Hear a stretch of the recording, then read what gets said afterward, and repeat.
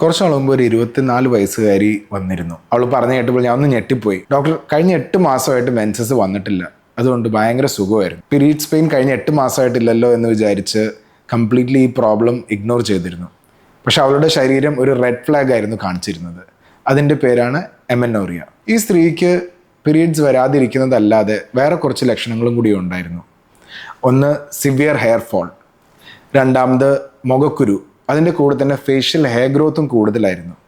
മൂന്നാമത് sudden weight changes, heavy stress, തെറ്റായ diet, കൂടാതെ PMOS കാരണം അവളുടെ ഹോർമോൺ ബാലൻസ് കംപ്ലീറ്റ്ലി തെറ്റായിരിക്കുകയായിരുന്നു.